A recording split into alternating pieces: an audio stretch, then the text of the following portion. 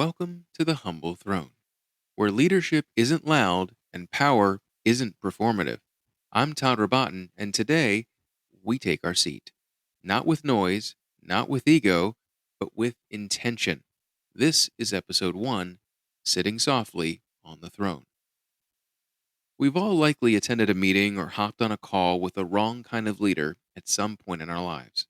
They come into the room, flop dramatically into their seat, and then start barking orders for reports, demanding immediate attention, and complaining that we've got to do better. No excuses. If you're like me, you've had several of these leaders, if we want to call them that, in your career, and more than you can count. But one thing is for certain for everyone that sits under this type of leader: they aren't respected, they're only feared. A few years ago, I was sitting in a meeting and it was something completely different. The person in charge walks into the room, high title in the company, a never ending list of responsibility and authority, with accolades that would fill a library over the span of their career. But this leader was different. They didn't demand the pre meeting chatter to halt at once because they had arrived. In fact, they said very little. They asked a few thoughtful questions throughout the meeting, but largely sat there quietly listening and gleaning from their team's collaborations, successes, and struggles. There was no fanfare, no power play, and yet the entire room shifted because we could feel it: presence without performance, value over metrics, being seen not as a number on an HR spreadsheet or another check to sign, but as an actual human being with power, innovation, and respect all their own. And that moment has stayed with me ever since because it reminded me of a simple truth. Real leadership isn't always what we say, it's how we show up, how we listen first and mentor second, how we glean before just enforcing orders. And that's what today is all about: the quiet kind of power, the kind that doesn't need to be seen to be felt physically, emotionally, psychologically, or otherwise. So let's talk about the paradox of power. How do we lead with conviction while staying soft? How do we hold authority without holding on to our own ego? And to be honest, there's no quick answer. And it's far from easy, especially in a world that rewards volume, visibility, and velocity. But here's the truth: soft doesn't mean weak, it means being able to relate over just dictating orders. Quiet doesn't mean passive, it means being reflective and socially aware. Stillness doesn't mean absence. It means understanding that while you may have the largest position or responsibility in the room, you still don't know everything. And that's why you have a team in the first place. In fact, some of the strongest leaders that I've ever met in my life, in my community, in my career, even in my family, they're the ones who speak last, if at all, who listen longer and ask meaningful questions, and those who lead from behind, without shouting through a bullhorn to just do better with every negative thought that they can come up with at the top of a hat. So let's break it down. One way or another, positions can get handed to you. You have the qualifications, the degrees and apprenticeships to back it, and the referrals that would make your mother proud. But presence, that's completely different.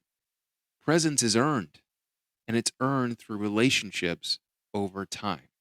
Sure, titles can open doors and look great on resumes or social media posts or reels, but presence opens hearts, builds trust, and is based in community.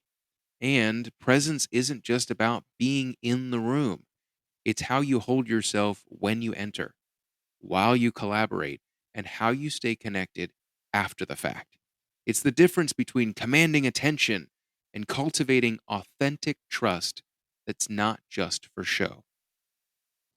I want to introduce you to some simple reminders for leading with humility and real power.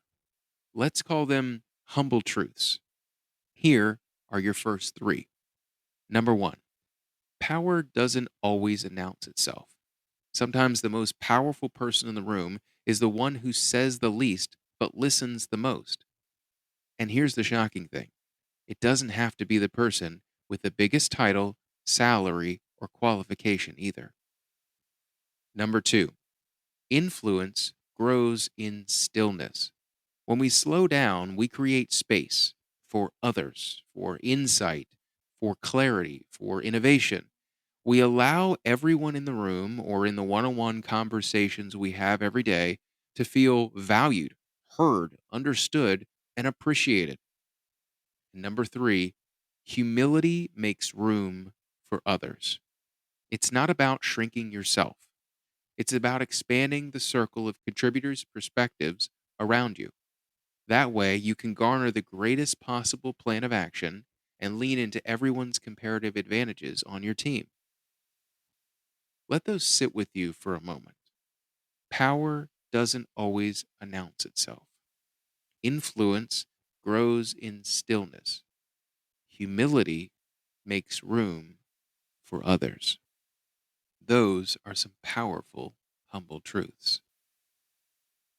Here's something I'll ask every episode: where are you being invited to sit softly right now?